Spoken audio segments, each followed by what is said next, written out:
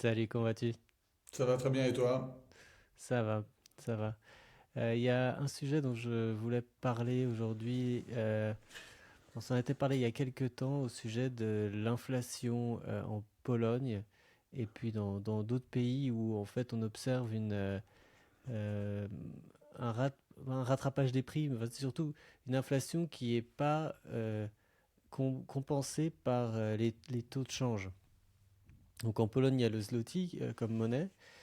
Et on m'a dit ces derniers temps que les prix de la nourriture avaient explosé. Je l'ai aussi un peu constaté, mais ça fait quand même longtemps que j'y suis plus allé. Et j'ai pas mal de personnes qui me disent que quand elles arrivent en Suisse, par exemple, de Pologne, les prix dans les magasins sont à peu près les mêmes. Pas la valeur, hein, mais pas que le X francs, X zloty, non, c'est les mêmes prix au final.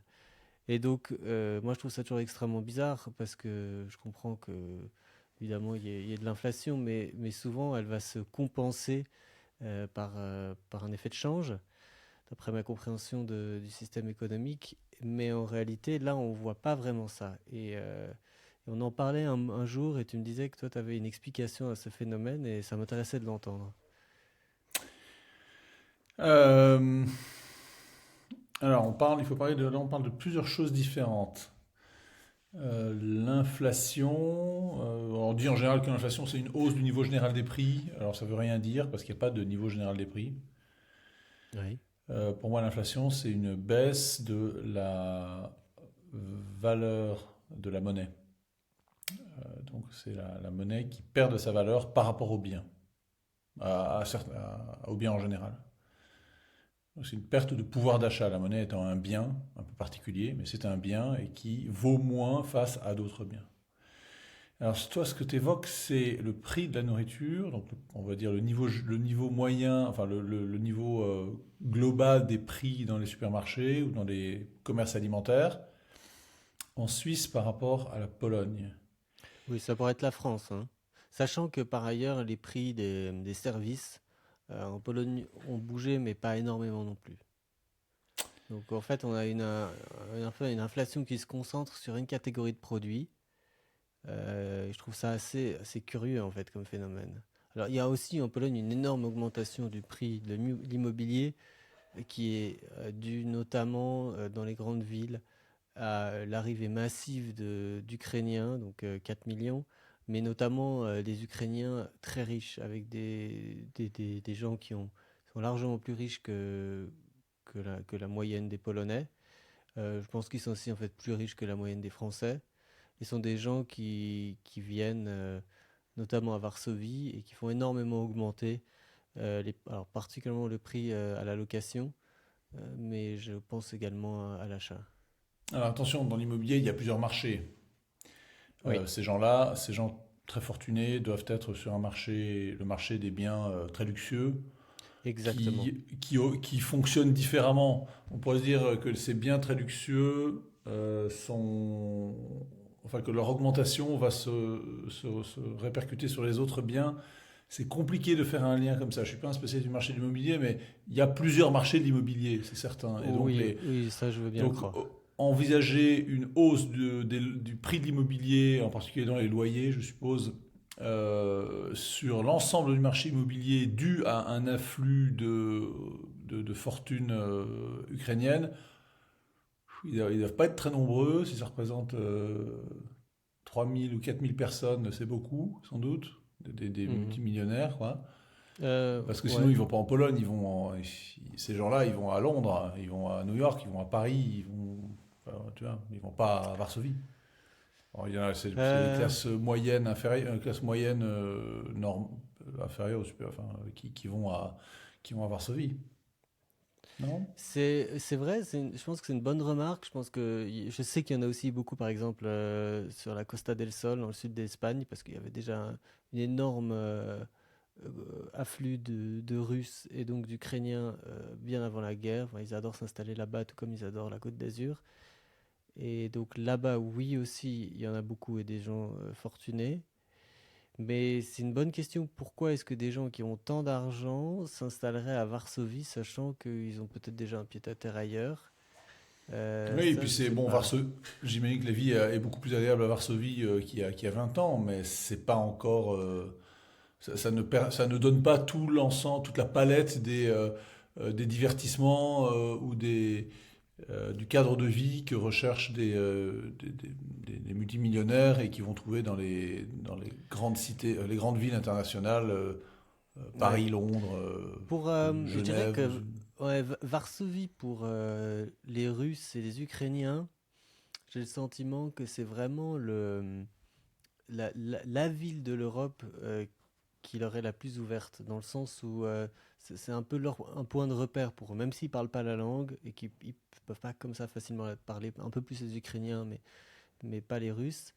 Même si évidemment une ville comme peut-être Belgrade ou la Serbie est plus ouverte aux Russes en général, Varsovie étant plus grande et plus comptant plus, elle est importante. Mais je dirais que je connais pas bien Moscou, mais je sais que depuis des années c'est une des villes les plus chères du monde, et je pense que Varsovie est en train de connaître un peu le même sort, qui est que, comme tu dis, alors que la qualité de vie n'est pas si extraordinaire, que c'est pas très joli dans l'ensemble, les prix sont extraordinairement élevés, mais il y a aussi une offre de luxe assez impressionnante en fait. Et donc c'est assez paradoxal. Ce qui Moscou, je pense, c'est pour déjà comme ça. Ouais. le marché de l'immobilier est corrélé, le niveau du marché de l'immobilier est corrélé très fortement au taux d'intérêt. Donc, à moins que la Banque centrale polonaise ait baissé ses taux d'intérêt fortement ces 2 dernières années, et donc Ça, je suis pas au entraînant courant. une baisse du coût des emprunts immobiliers, et donc une plus grande capacité à emprunter, et donc une augmentation des prix dans l'immobilier, ce qui est arrivé chez nous depuis 20 ans. Euh, alors il y a l'afflux démographique, mais que tu mentionnes, qui pourrait être une autre raison, après les taux, des taux bas. La pression démographique augmente euh, le prix de l'immobilier, mais je ne pense pas que les zones. Est-ce que le zonage, est-ce que les règles de construction sont très strictes en Pologne? Il me semble C'est comme en pas. Je France ou c'est sais. comme en Belgique, Mm. quoi? C'est comme en Angleterre ou c'est comme en Belgique? Ou en Allemagne? En Allemagne et en Belgique, c'est très facile de construire à peu près n'importe où, hein. Il y a peu de zonage. C'est difficile. J'aurais tendance à dire que c'est facile. Je sais qu'à Varsovie, il y a un petit détail qui est qu'ils ont pas mal de difficultés à faire circuler l'air, et donc ils ont un peu un problème de brouillard, enfin de smog. Et Ouais, parce ils qu'ils ont ont des en fait, centrales, ils ont des centrales électriques à la lignite et au charbon là-bas, hein. oui, mais c'est aussi en fait la manière dont la ville enfin voilà, sa position géographique et puis topographique. Et en fait, je sais qu'il y a enfin pas un zonage, mais un peu une règle de construction qui avait été établie, c'était parce que bon, généralement dans ces villes post-communistes, il y a eu vraiment beaucoup de tours, enfin d'ensembles, de cités, et donc ils ont en fait créé ils ont obligé les gens à laisser des artères qui vont vers le centre. Donc quand je dis une artère, c'est un espèce de couloir où les constructions sont plus basses pour essayer de faire circuler les masses d'air. Alors je ne sais pas exactement comment ça fonctionne, mais je sais qu'à certains moments, il y a des promoteurs qui ont réussi à contourner ça et à mettre des choses dans ces artères, de construire des immeubles qui compliquent un peu la circulation de l'air, et fait qu'en général la qualité de l'air est pas extraordinaire là-bas. Donc c'est la seule C'est chose. bizarre ces histoires de circulation de l'air, parce que ça vaut pour une ville comme une ville qui est dans une cuvette entourée de montagnes. Par Oui, exemple, enfin c'est pas le cas de Varsovie. Varsovie n'est pas entourée pas du tout, non. Bon. C'est extrêmement Ensuite, plat. alors donc, la circulation de l'air, qu'est-ce que c'est que cette histoire? Quand t'as des grandes tours, et tout le monde le sait à New York, ou à Chicago, ou à La Défense, quand t'as des grandes tours, t'as ce qu'on appelle l'effet Venturi, et donc en physique, en mécanique des fluides, et donc les vents sont beaucoup plus violents, et donc le moindre courant d'air et prend tout de suite des proportions beaucoup plus fortes que s'il n'y avait pas ces hautes tours. C'est Donc juste, ça me ouais. paraît curieux, ces histoires de circulation de l'air. C'est dans les Oui, grandes plaines de l'Est, il n'y a pas de montagne, il n'y a rien qui arrête. C'est quoi C'est curieux ce que tu Je, racontes. ouais, ça dépasse un peu ma connaissance en fait. C'est Pour moi, quelque c'est chose qu'on simplement m'avait la expliqué. pollution. C'est tout bêtement les centrales au charbon qui entourent la Varsovie, plus la pollution, plus les industries probablement, et puis enfin Oui, la mais je pense qu'il y a pollution aussi automobile. oui, mais il y a aussi un effet qui est que l'hiver, généralement, enfin, les hivers ou l'été, peut-être les entre-saisons, on souffre moins de ça. Mais il y a peut-être aussi, en fait, un effet de dépression qui font que, ou à l'inverse, qui font que les masses d'air sont un peu bloquées. Je ne sais pas exactement comment ça fonctionne, mais on m'avait raconté ça. Et vu enfin, en tout cas les détails que j'ai, ça me paraît très bizarre que, que ça soit pas vrai. Après, est-ce que ça marche? Ça, c'est autre chose, hein. Il y a beaucoup de plans qu'on fait qui, en fait, étaient sur des théories qui ensuite n'ont pas vraiment fonctionné, hein. Ça, c'est aussi possible.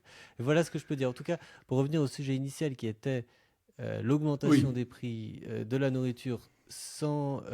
le zloty s'est déprécié, hein, évidemment, par rapport aux autres monnaies ces derniers temps, mais pas Pourquoi dans évidemment? des proportions. Parce que la Pologne connaît beaucoup plus d'inflation que les autres pays, en fait. Et puis, on a tous eu de l'inflation. Mais je dis enfin, évidemment parce que Le zloty s'est renforcé il y a eu depuis quand même un 15-20 ans, effet sur le taux de change. considérablement. Ça aurait été incroyable qu'il n'y ait pas d'effet ou même un effet inverse, que le zloty se renchérisse. Non, il s'est déprécié, mais pas autant que les prix ont augmenté. Et c'est cette hausse des prix qu'on n'explique pas qui, moi, m'intrigue. Il pourrait y avoir une hausse des prix due à des pénuries qui sont en général artificielles, c'est-à-dire provoquées par des barrières douanières. Mais bon, Alors, il y a eu... il n'y a pas de barrière douanière entre l'Europe et la Pologne. Donc non, l'approvisionnement ça peut être temporaire, ce qui est arrivé chez nous pendant le Covid. voilà. Il y avait plus d'œufs. Il y a eu une augmentation une augmentation forte de certains prix dans l'alimentaire chez nous aussi. Genre 30% sur le lait, je crois. Tiens, on n'entend plus tellement les producteurs de lait se plaindre en ce moment. On a beaucoup entendu les années précédentes, mais en ce moment, on ne les entend pas. Le lait a beaucoup augmenté, enfin les produits laitiers, les viandes de bœuf un peu moins, je crois. Les fruits et légumes ont augmenté à deux chiffres, hein, des augmentations en pourcentage à deux chiffres. Mais pourquoi est-ce que la Pologne aurait des prix comme la Suisse? Parce qu'en plus en Suisse, alors là en Suisse en revanche, il y a des barrières douanières sur les produits agricoles qui sont très fortes. Et donc les prix, et puis en plus avec un pouvoir d'achat qui est beaucoup plus important, donc Oui.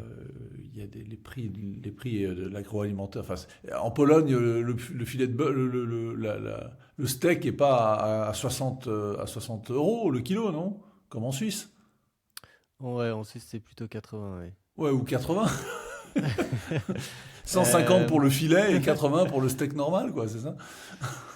euh, C'est pas ça, c'est pas n- possible en Pologne. ah oui, après, bon, le problème aussi de ce que j'avance, c'est que ce sont des observations de personnes sur certains. Enfin bon, c'est un peu comme les histoires d'inflation. On nous prend un petit panier avec certains produits bien précis et ça inclut enfin, c'est peut-être que les gens exagèrent, hein, mais euh, et puis bon, il faut aussi prendre des produits qui sont bien utilisés dans ce pays. Enfin, si on prend euh, c'est comme les gens qui vont à l'étranger, qui sortent de la France, qui vont, je sais pas, en Asie et qui se plaignent que le camembert soit très cher, en fait.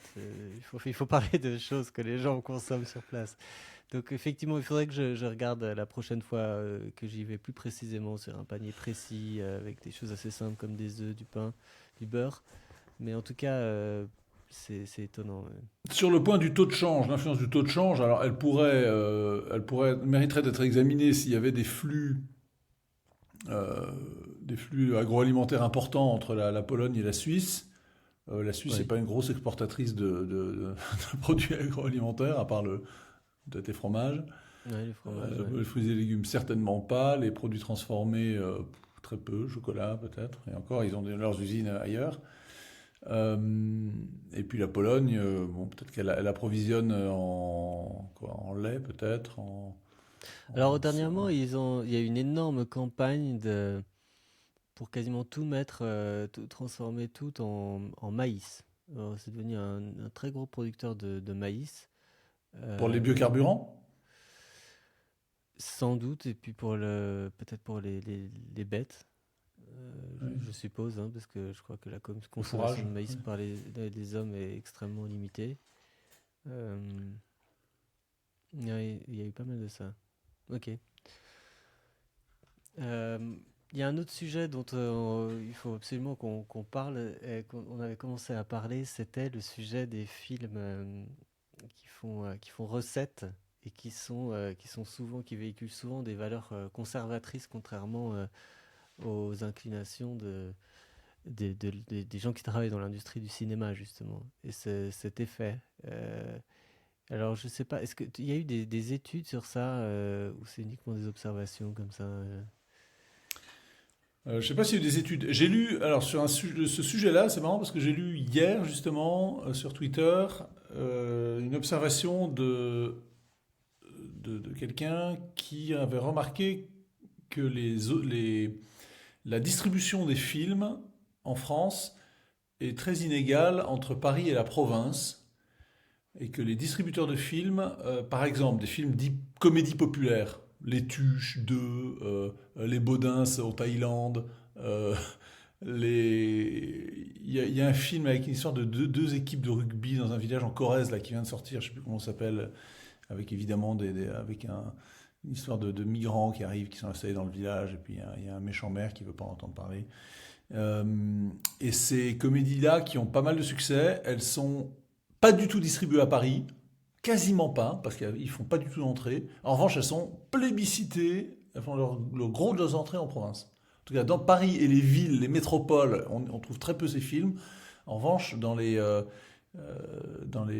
la province, les villes moyennes et petites de province, là, Oui.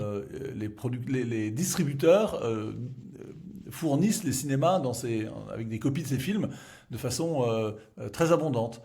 C'est Et drôle. donc il y a alors c'est pas exactement le sujet que tu parles, encore que donc en revanche à Paris, on va trouver des tas de films plutôt type arrêt-essai, enfin ou des films avec Oui. des réalisateurs qui ont une forte image artistique, qui cherchent pas à faire la comédie poète-poète. Et eux, en revanche, ils sont distribués à Paris ou dans certains cinémas de grandes villes de province, de grandes métropoles, où il y a une clientèle pour ce genre de film. Et donc, il y a vraiment là un clivage hein, entre le type de film selon Paris et c'est même, et c'est pas que et les distributeurs le savent très bien et le font aussi.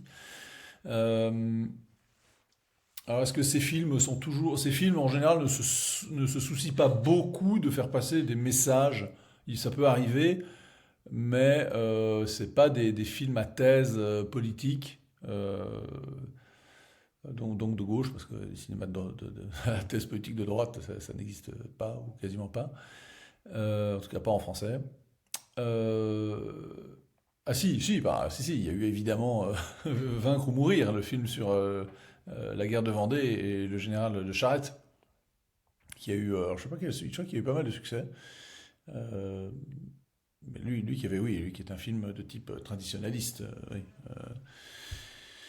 Il y a eu l'exemple le plus connu des films qui étaient sans message politique et qui ont eu un succès considérable, c'était évidemment Top Gun Maverick.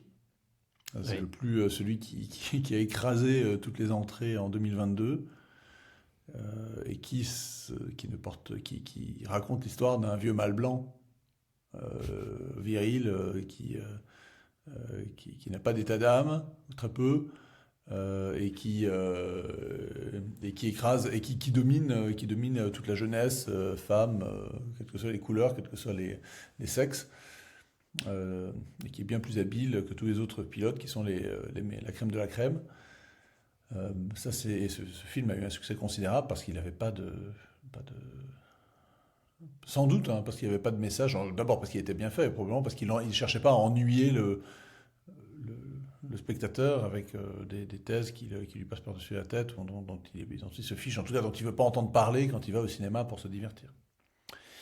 Il y a eu l'exemple récent de Disney qui a produit des films récents, des films très, très woke, des films à thèse politique qui ont été des bides complets. Et puis plus particulièrement la patronne de Disney qui a été débarquée alors sans doute suite aux mauvais résultats qu'elle avait, mais également suite à des propos qu'elle avait tenus sur ses engagements, enfin sur la direction qu'elle prenait explicite de remplacer les productions Disney traditionnelles par des films à thèse politique. Elle a été débarquée, elle a été remplacée par son prédécesseur. Son prédécesseur est revenu. Alors, je ne sais pas si le prédécesseur était très différent. Bon, en tout cas, elle a été débarquée.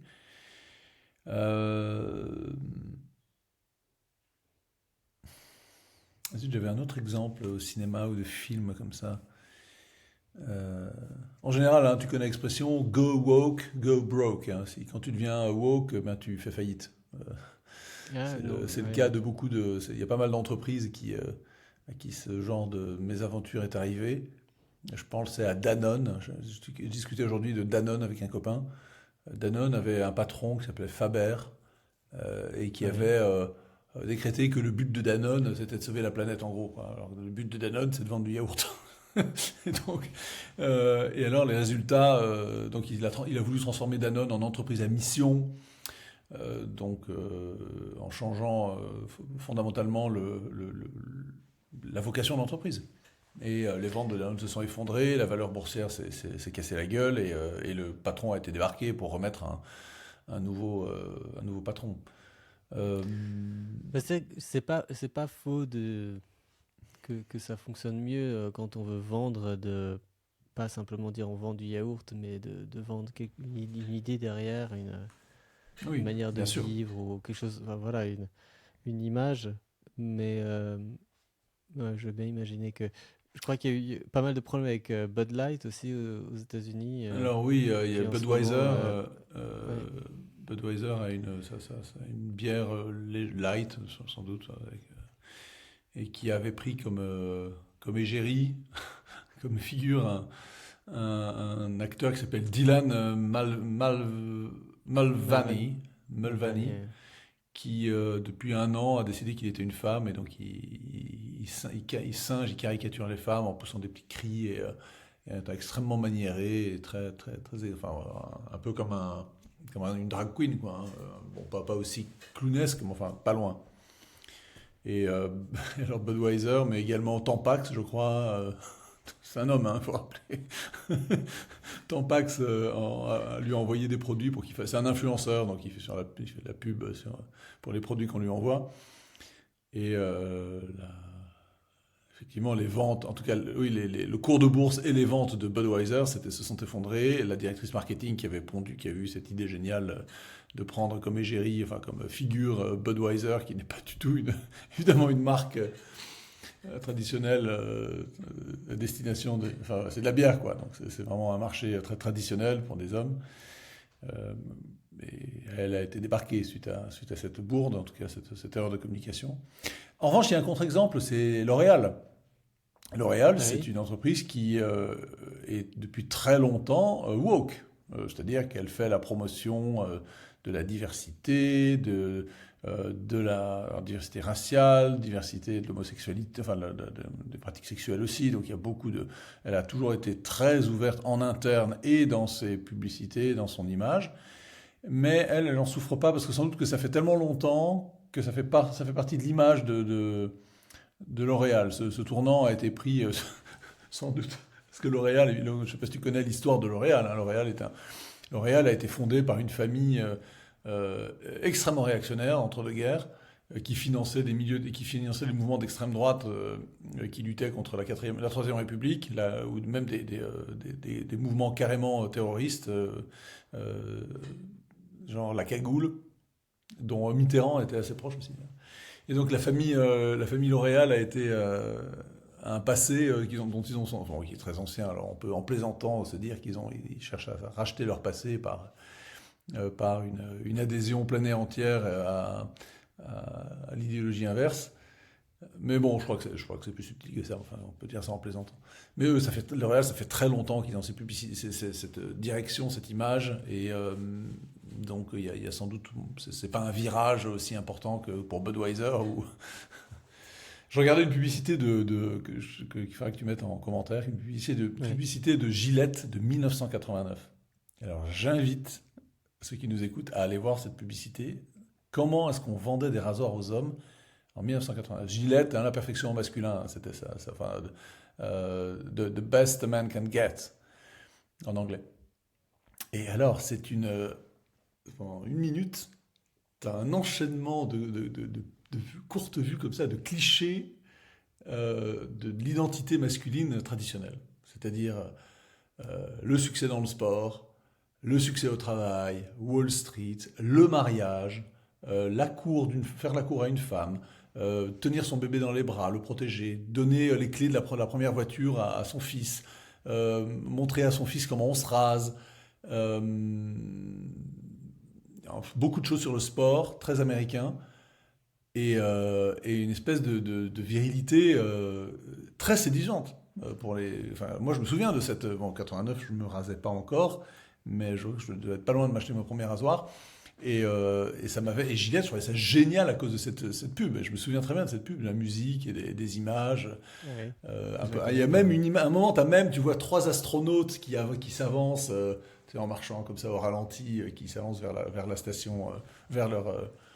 Et vraiment, tu sais, l'aspiration aux choses les plus élevées pour un homme, qui aujourd'hui est absolument impensable. Alors, je me demandais, j'en discutais avec des copains aujourd'hui encore à propos de cette pub. Et puis, moi je me disais, mais en fait, pourquoi c'est impensable? Pourquoi oui, ils vont avoir des moqueries de la part de Libération, de Guardian et du petit journal ou du quotidien, je ne sais plus comment ça s'appelle, là, le truc Mhm. sur Canal+, là, qui est très, très satirique, très, très, très grinçant. Mais bon, la plupart des gens la plupart des hommes qui achètent des rasoirs, ils sont très contents sans doute de voir cette image dans laquelle ils peuvent se projeter et qui leur est de renvoyer par une marque de rasoir. Ouais. Et Alors, c'est marrant que tu dises ça parce que je crois que vient de publier une publicité rectificatrice après ce qu'ils ont fait avec Dylan. Et je l'ai regardée, mais alors qu'elle a été commentée par Joe Rogan. Et, euh, et en fait, justement, donc quand je dis qu'elle était rectificatrice, c'est qu'elle essayait justement d'aller dans l'autre sens, pas de dire voilà, Budweiser est woke, mais justement allait dans le sens de l'Amérique très masculine. Et ce que disait Joe Rogan, enfin la manière dont il l'a présenté, c'était que c'était très exagéré, ça sonnait extrêmement faux, puis c'était même vide. Et que ça ressemblait quasiment à si on avait demandé à ChatGPT de faire une publicité masculine, etc. Enfin, vraiment de très mauvais goût. Et quand tu disais que ça pouvait plaire à un public cible, c'est-à-dire par exemple à Joe Rogan, eh bien en fait, lui, il n'était pas du tout convaincu par ça et il trouvait ça. En fait, de la même manière que tu vois, tu dis. euh, pour une femme, un transsexuel, c'est un peu quelqu'un qui moque de la féminité.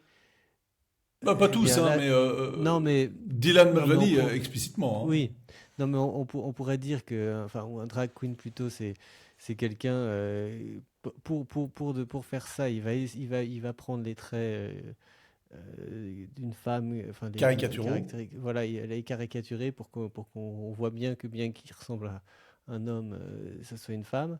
Enfin, qu'on essaye de l'identifier à une femme. Et de la même manière, je pense que peut-être que ces gens qui ont vu Gillette ces dernières années faire des publicités contre la masculinité toxique, si aujourd'hui Gillette venait à sortir comme Budweiser l'a fait, Ah une oui, ça publicité sonnerait faux. rectificatrice, il faudrait vraiment qu'elle soit très très bonne pour que ça fonctionne en fait. Et Bah, c'est c'est vrai que l'histoire c'est de de... L'Oréal. Quand c'est un choix, une identité très ancienne, de la part d'une entreprise et que c'est dans la ligne, ça, bon, ben voilà, quoi, ça fait, on a le droit de le faire, c'est pas grave, ça, les clients sont habitués ou les clients n'y prêtent plus attention. Mais évidemment, lorsqu'il y a des coups de gouvernail extrêmement brutaux, ben, plus personne n'y croit. C'est plus, c'est cynique.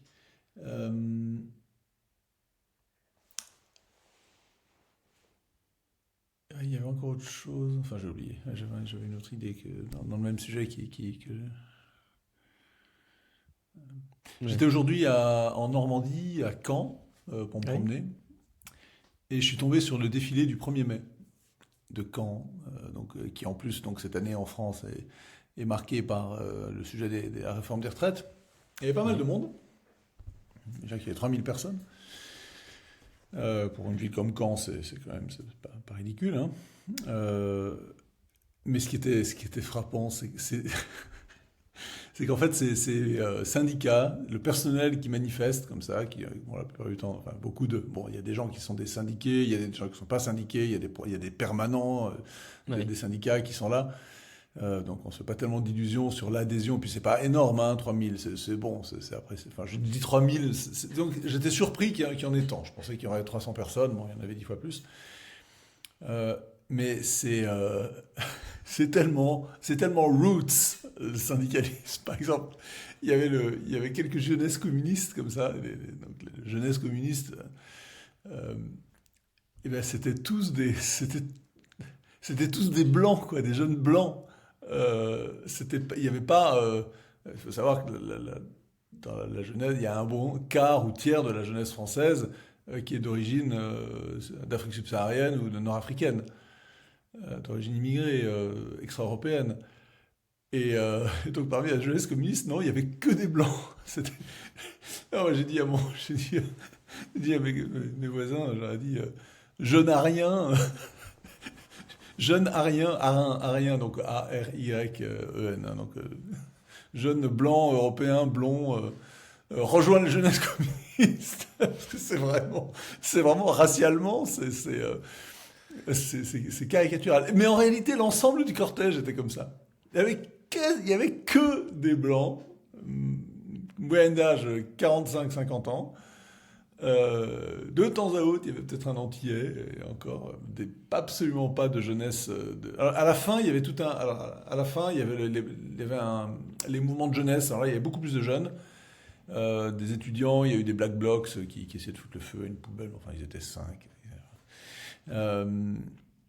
Mais il y avait quasiment pas de Maghrébins, par exemple. Pas du tout de jeunes des cités, banlieues. Et Dieu sait qu'il y en a autour de Caen, hein.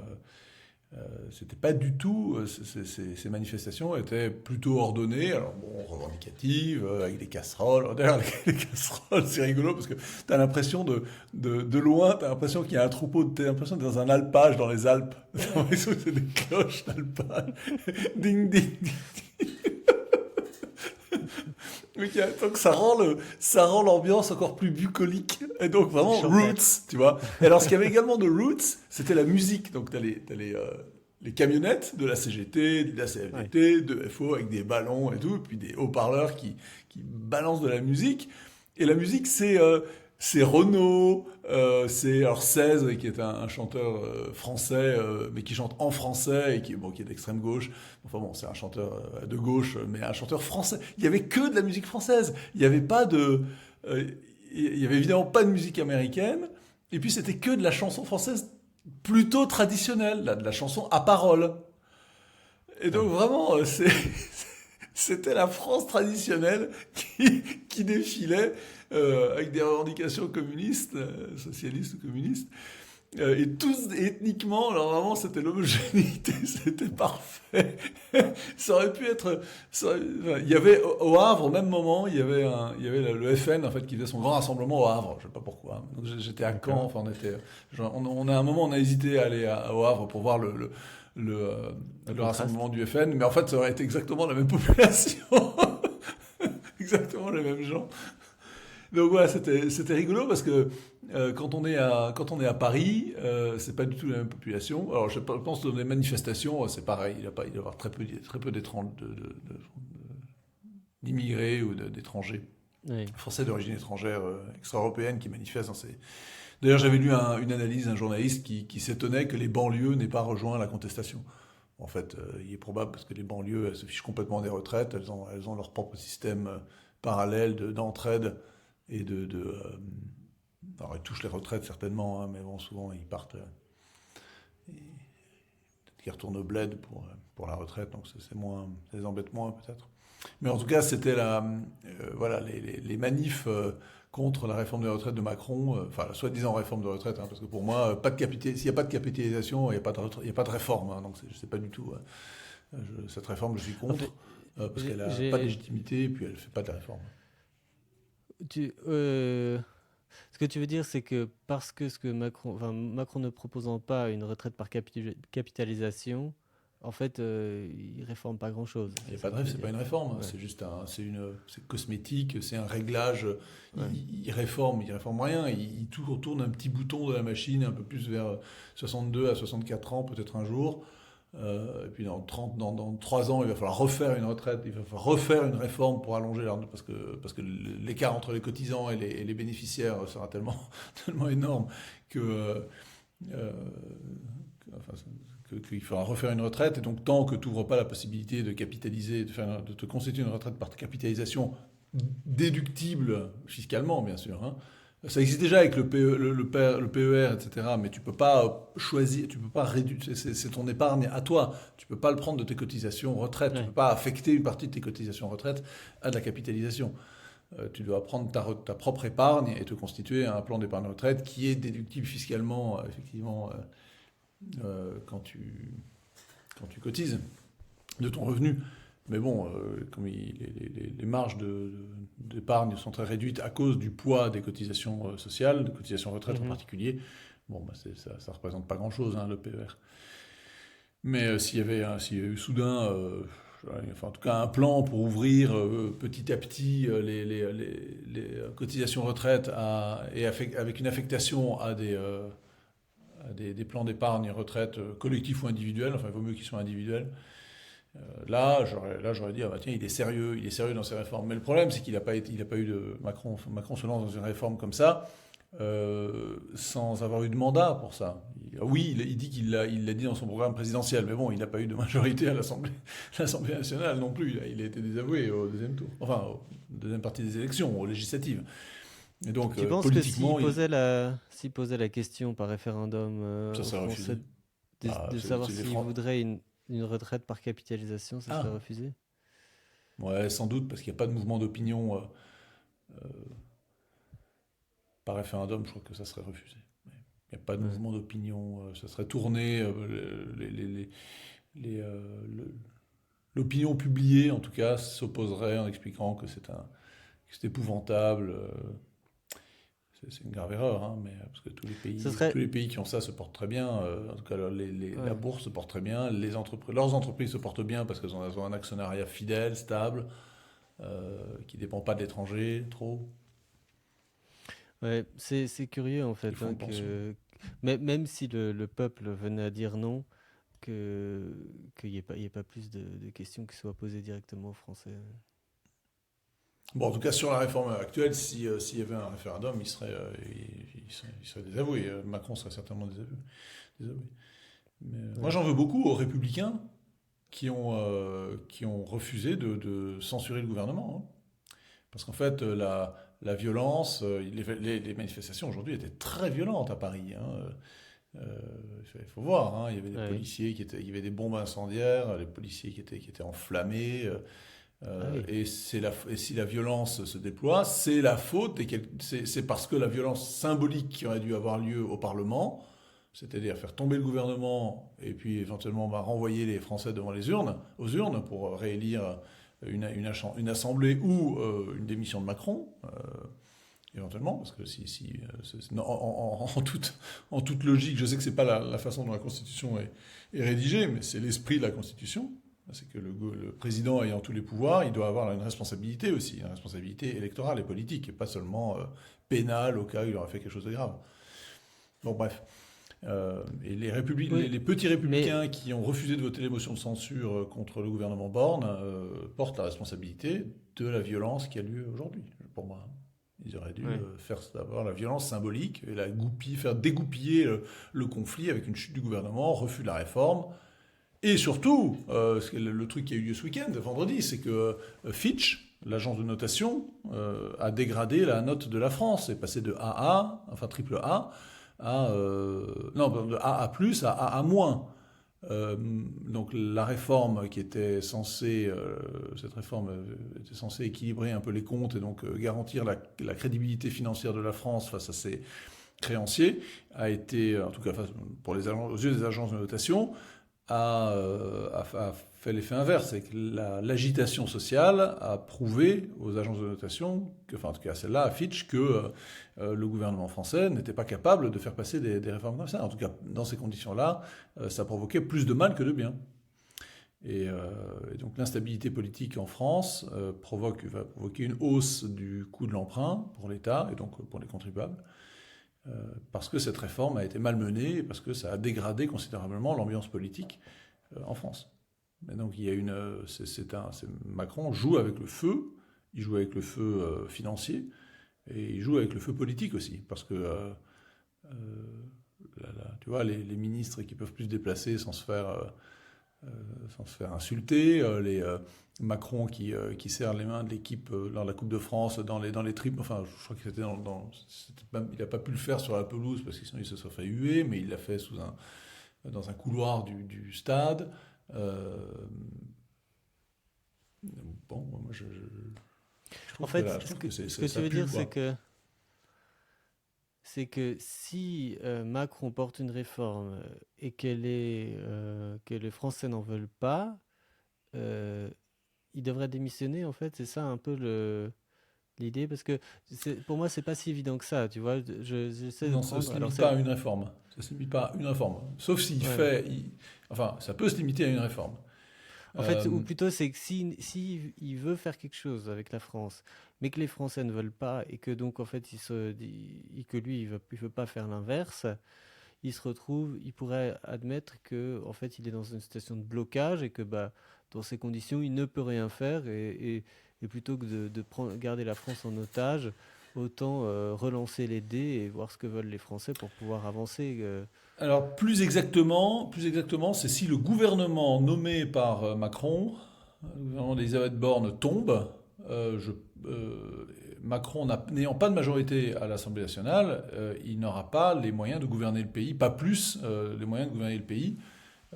Sinon, en ayant recours au 49-3 en permanence, qui n'est pas un fonctionnement habituel d'une démocratie parlementaire.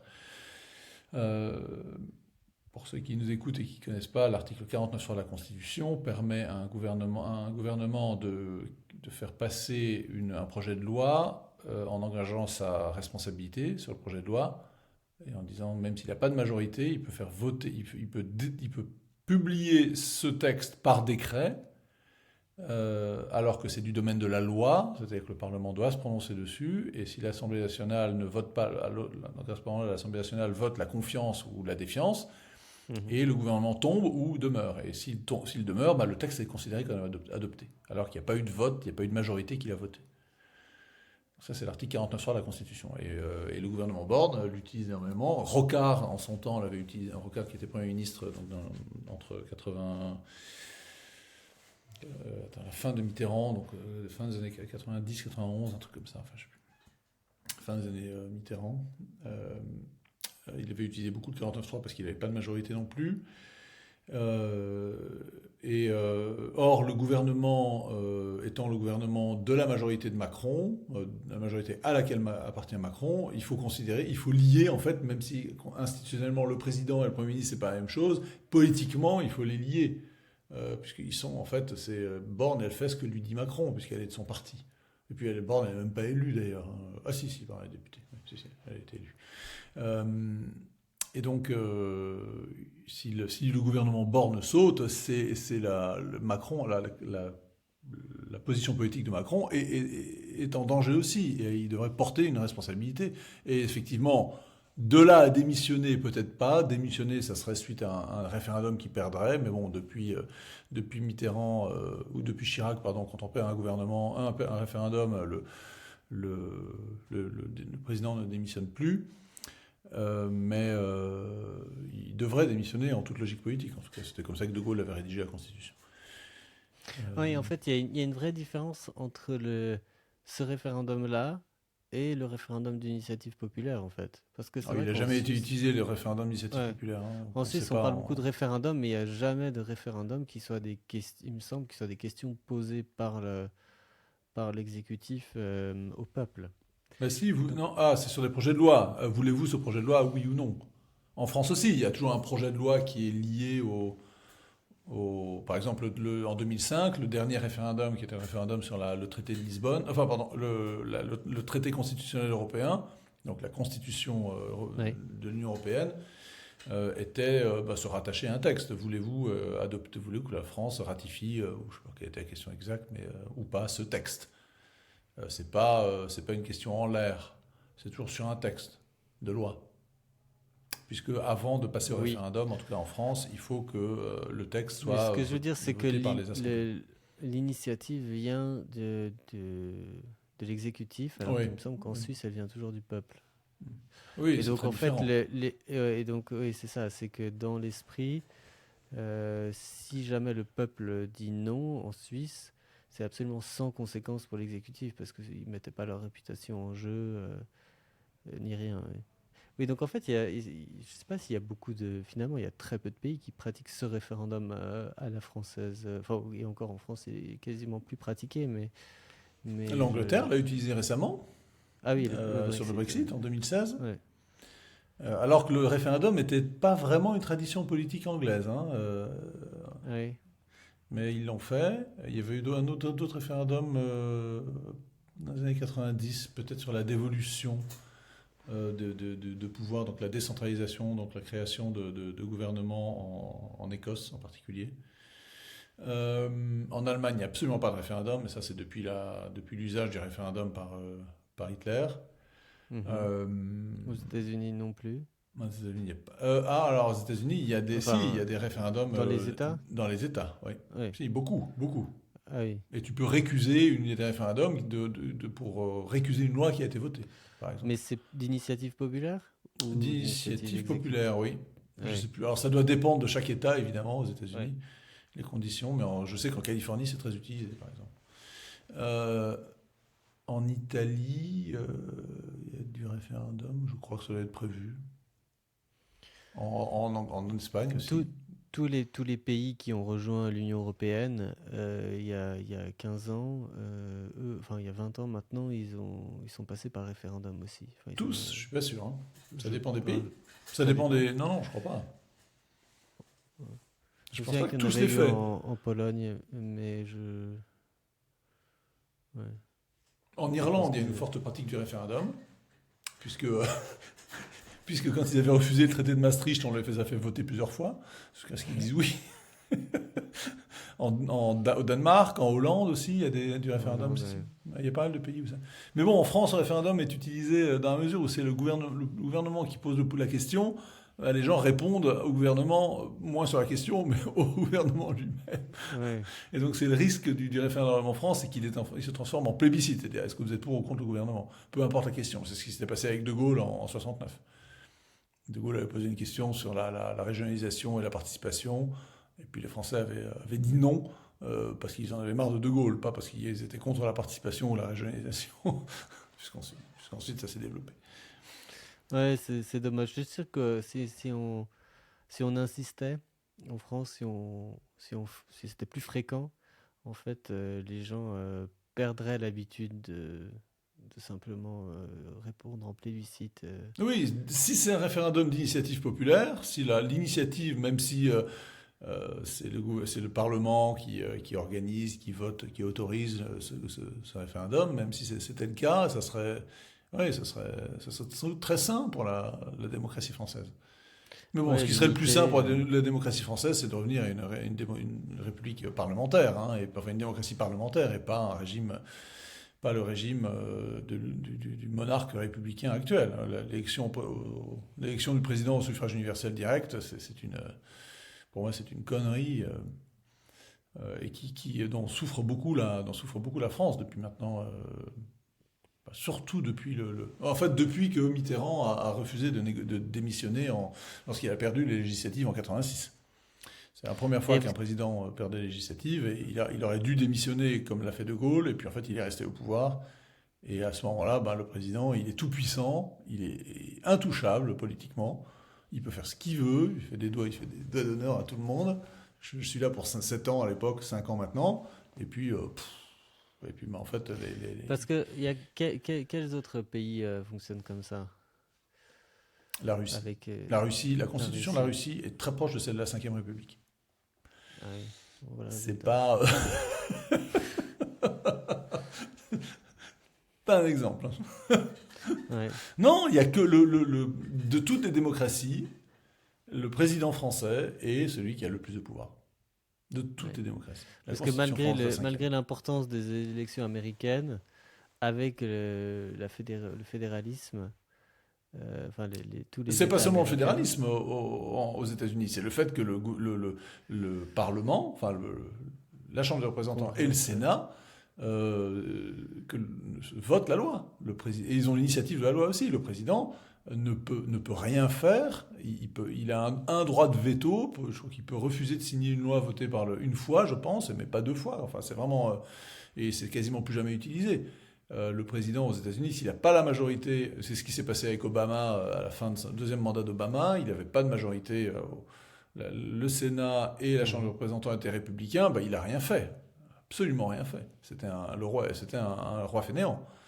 Euh, aux États-Unis, non, aux États-Unis, la démocratie parlementaire. Alors, il y a le fédéralisme qui, en plus, modère considérablement limite les pouvoirs de l'exécutif, donc du président, mais en plus, il y a le, Il y a il y a l'armée, le- quoi. Et encore, même, c'est la Chambre des représentants qui gère entre guillemets, les conflits, la politique. ils sont censés Les... faire des, ouais, ils ont le droit de déclarer la guerre. Mhm. Les commissions de défense parlementaire, par exemple la défense, ont beaucoup de pouvoirs aux États-Unis. Ils peuvent interroger bien plus qu'en France. Ils peuvent interroger les services secrets, ils les passent à la question. Enfin, c'est très vivant, la démocratie parlementaire américaine. Euh, le Parlement a beaucoup de pouvoir. En France, le Parlement, c'est vraiment c'est demi-chambre d'enregistrement. Euh, sauf quand il a une majorité différente de celle du président. Donc en cas de cohabitation. Mais en cas de cohabitation, normalement, le président, il doit démissionner. Hein. C'est qu'il a perdu les élections. C'est pas la reine d'Angleterre, le président de la République française. Il est élu Mhm. par le peuple. Moi, il y a quelque chose qui m'étonne toujours, enfin qui me déçoit toujours en France, c'est le fait que les députés, les sénateurs peut-être aussi, siègent en fait assez rarement, enfin ils se présentent assez rarement et c'est très souvent, l'hémicycle est très souvent vide. Euh, est-ce que c'est, est-ce qu'en fait ce serait nécessaire qu'ils soient là toujours ou est-ce qu'en fait Non, c'est il faut impossible comprendre. C'est pareil en Angleterre. En Angleterre, il y a des sessions où le Parlement où il y a tout le monde, tous les députés sont Ouais. là. Et il y a des sessions où il y a le gouvernement, et puis il y a 3 pelés dans l'opposition, 4 dans la majorité, enfin bref. Non, parce qu'en fait, il y a une grosse partie du travail de toute assemblée qui se passe en commission. Et il y a beaucoup de choses, beaucoup de choses qui se décident en commission. Euh, Donc une commission en fait c'est pas dans c'est un l'hémicycle, sous-groupe. C'est pas dans l'hémicycle. c'est C'est un ouais. sous-groupe de députés. Il y a une commission des finances, commission de la défense, commission des affaires étrangères, commission des affaires sociales, et qui sont composées à proportion du nombre de députés qu'a chaque parti. Et la plupart du travail est en commission. C'est là qu'on examine les Oui. amendements, le détail, qu'on pose des questions. Il y a des membres du gouvernement qui sont là en commission, enfin des représentants de l'administration. Et donc, quand ils sont pas là dans l'Assemblée, alors bon, ils sont parfois. Alors, il y a un absentéisme, hein, mais il faut dire aussi que moi j'ai siégé dans une assemblée d'une métropole. J'ai élu d'une assemblée d'une communauté de communes, enfin communauté de communes, enfin une métropole en l'occurrence. Euh, En fait, dans une assemblée, le pouvoir appartient en général à un petit nombre d'élus, hein, les chefs de groupe, les présidents de commission, Et encore, l'Assemblée où j'étais, c'était une assemblée qui était exécutive, qui avait également le pouvoir exécutif. Donc c'était Ok. pas comme l'Assemblée et le gouvernement en France. Et même dans une assemblée exécutive, quand tu es juste un élu de base et que tu n'as pas de pouvoir, tu fais pas partie du sérail, tu lèves la main comme le petit chien, le petit chat chinois, là, tu sais. Hmm. Donc tu votes des trucs auxquels tu t'as pas, dans la rédaction desquels tu n'as pas participé. Ou tu peux poser une question, mais en général il faut passer par ton président de groupe. Enfin, il y a toute une discipline, parce que sinon c'est ingouvernable, hein. C'est normal, hein, qu'il y ait une discipline comme ça. Et donc il y a beaucoup de députés à l'Assemblée nationale française qui ont pas de... Et dans toutes les assemblées, hein, tous les parlements, c'est pareil, qui ont très peu d'influence, très peu de pouvoir, et forcément tout le monde ne peut pas intervenir dans une assemblée où il y a 570 députés. C'est pas Mais possible. alors, Il y en a peut-être ça trop vaudrait nombreuses pas la l'Assemblée peine nationale. ça vaudrait pas la peine en fait de réduire le nombre. Ça, tu sais, c'est l'histoire de chaque pays, hein. Ouais. En France, oui, aux États-Unis, il y a 100 sénateurs non, 50 sénateurs. Ils sont 50 ou ils sont 100? Non, ils sont 100 sénateurs et 250 membres de la Chambre des représentants pour un pays de 360 millions d'habitants, de 340 ou Ouais. 350 millions d'habitants. Oui, en France, on pourrait faire proportionnellement, et dans ce cas-là, il y aurait 20 sénateurs et 100 députés. C'est là. Mais au moins, ils font un autre boulot, les députés aussi, hein, c'est qu'ils font remonter les besoins de leurs électeurs. Ils interviennent beaucoup, tu sais, quand ils sont en permanence dans leur circonscription, les gens viennent les voir, leur signalent parfois des choses qui ne fonctionnent pas bien avec l'administration, et eux contactent le ministère, le cabinet du ministre, qui prend très au sérieux les remontées des députés, hein. Quand c'est des affaires sérieuses, quand c'est juste politique, bon, ben, il hausse ses épaules. Mais lorsqu'il y a des vrais dysfonctionnements, des vrais problèmes qui sont remontés par les électeurs, ben, le député, la présence territoriale du député est importante. Et donc, si tu en as trop, si tu n'as pas assez de députés, ben, il sera injoignable. Les citoyens ne pourront jamais venir le voir. Et donc, il aura plus ce contact avec les électeurs qui lui permet de les représenter. Alors, pas seulement les représenter symboliquement en votant la loi, mais également comme dans les rapports avec l'administration. Et donc, Oui, alors en fait, c'est finalement aux pas États-Unis, méprisable. comme c'est quand même il y a des États, Oui, mais chez nous, il y a les c'est régions peut-être. aussi, hein. Oui, mais j'ai l'impression que ces États ont beaucoup plus de marge de manœuvre et donc Oui. peut-être que il y a d'autres. Moi, je ne sais pas comment fonctionnent les États. Je sais que les cantons en Suisse s'appellent enfin, chacun a son assemblée, enfin, des représentants et donc eux aussi ils siègent, eux aussi ils gèrent toutes ces affaires courantes et donc effectivement elles ont peut-être pas besoin. Enfin, en France, elles auraient besoin de remonter à Paris et puis aux États-Unis peut-être qu'elles restent dans chacune des capitales d'État. En Peut-être Angleterre, aussi un peu ça. il y a à peu près le même nombre de députés qu'en France, hein, et c'est un pays à peu près de la même taille. La différence, c'est qu'en Angleterre, il y a très peu à part l'Écosse, le Pays de Galles et l'Irlande du Nord, il n'y a pas d'assemblée territoriale. Il y a très peu de communes en Angleterre. Il y a pas de, très peu, il y a des municipalités, hein, des paroisses, ils appellent ça. Mais elles ont très peu de pouvoir. Oui. Et donc, les députés en Angleterre ont un rôle territorial très important, plus qu'en France encore. Parce que l'Angleterre est peu décentralisée. Enfin, l'Angleterre elle-même, le Pays de Galles, le Grand Pays de Galles, l'Écosse, ce sont des régions avec des autonomies assez fortes, surtout l'Écosse.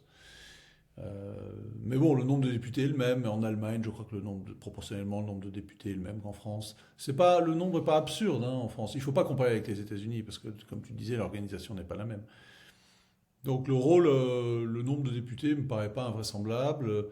Euh, les sénateurs, c'est différent. Les sénateurs, eux, c'est plutôt le lien avec les élus locaux, les conseillers municipaux, les maires, les départements. C'est ce travail. Eux, ça, c'est leurs électeurs. Et donc, c'est avec eux qu'ils bossent. Ils représentent en fait les collectivités territoriales. Ok. Donc, c'est pas le même. On les voit pas, ils sont souvent méprisés, c'est pas la même. Mais en fait, ils ont un travail législatif qui est très important. Euh, mais moi, je voudrais qu'il soit beaucoup plus important, hein. Je voudrais le président redevienne un chef d'État qui inaugure les chrysanthèmes, hein, et c'est tout. Hein. Ou là, un arbitre en cas de problème, de crise politique majeure, mais pas Donc pendant les 30 c'est quoi? C'était Glorieuses. la 4ème République, c'est ça? C'était un peu comme ça? Troisième et quatrième République, c'était des 3e et régimes 4e, ouais. parlementaires. Alors on dit oui, c'était la petite cuisine des partis entre eux, c'était l'instabilité parlementaire, enfin l'instabilité gouvernementale. Oui, bon, ça n'a pas empêché la France pendant les 30 Glorieuses, donc pendant la moitié d'abord, c'est le gouvernement c'est le gouvernement de la France qui a qui a été victorieuse à la Première Guerre mondiale. C'est un gouvernement c'est une forme de constitution qui a permis de faire des réformes très importantes, par exemple l'après-guerre, donc sous la 4ème République, malgré l'instabilité gouvernementale. Alors oui, ils ont du mal en Indochine, mais enfin ça c'était pour d'autres raisons. Puis finalement c'est l'Algérie qui a fait tomber la 4ème République, mais c'était un gouvernement, c'était très démocratique. La vie démocratique était très vive. Il y avait une représentation beaucoup plus proportionnelle d'ailleurs, donc toutes les tendances politiques étaient beaucoup plus représentées qu'aujourd'hui, où un parti qui fait 40% au présidentiel n'a que... alors cette fois-ci, le FN a beaucoup plus de députés, mais bon, normalement, il devrait avoir 40% des députés, à peu près, quoi. Ouais. C'est pas possible parce qu'on est dans un scrutin majoritaire qui écrabouille les petits partis. Alors qu'en Hollande, en Israël, alors en Angleterre, en revanche, non, il n'y a pas du tout, c'est absolument pas proportionnel. Là, les petits partis sont encore plus écrabouillés. Il y a en gros 2 partis. Il y en a un petit 3e, mais c'est tout, quoi. Et puis des régionalistes.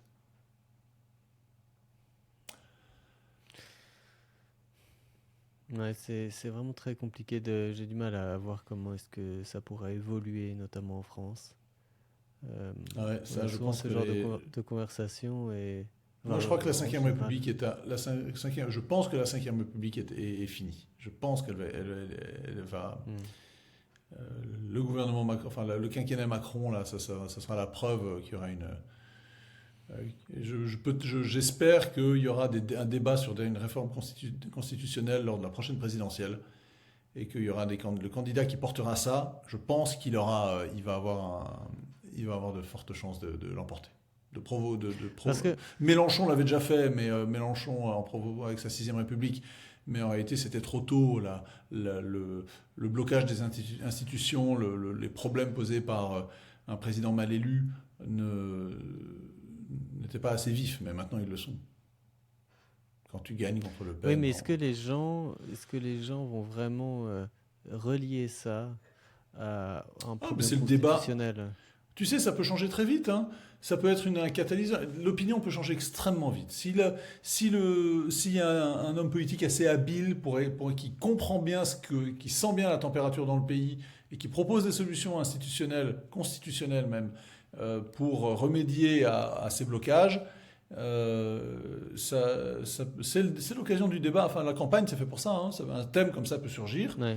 Et je sais pas si Marine Le Pen s'empare du sujet constitutionnel, ça sera élue, hein, et haut la main, hein, très probablement. En disant, écoutez, je m'engage à modifier par référendum la Constitution, et voilà ce que je propose. Il y aura une assemblée constituante, éventuellement, on élira une assemblée constituante, on refait une nouvelle république, et on revient à un système plus démocratique, parce qu'il y a une vraie crise démocratique en France. Voilà, la démocratie en France est à genoux, pour moi, hein, vraiment. Hein. Pas seulement pour des raisons de droit constitutionnel, également pour des raisons de blocage de l'administration. La façon dont l'administration est tenue par des groupes d'influence. Ce qui est clair, c'est que quelqu'un qui se présente au présidentiel et qui dit une fois que je serai élu, je vais faire une réforme dans laquelle mon pouvoir sera limité, je trouve ça assez crédible. Ah oui, en plus, ça rehausserait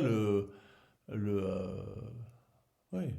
Il faut qu'il soit élu sur ce programme-là, mais je me demande si c'est pas l'idée me vient comme ça là en parlant, hein, parce que je vois des gens qui commencent à parler de réforme, à constater l'épuisement de la 5e République, qui va fêter maintenant ses 60 ans.